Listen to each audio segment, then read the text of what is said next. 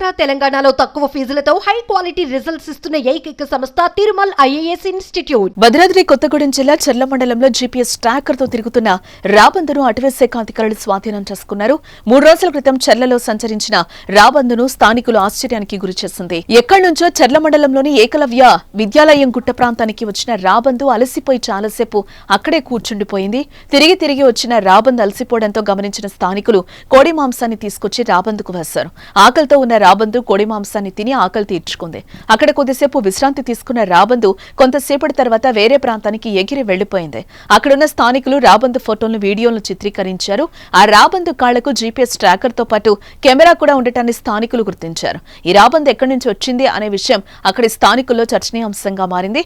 అయితే రాబందు ఎటకేలకు అటవీశాఖ అధికారులకు చిక్కడంతో స్వాధీనం చేసుకున్నారు. ప్రస్తుతం అటవీశాఖ సిబ్బంది ఆ రాబందును కార్యాలయంలో ఉంచారు.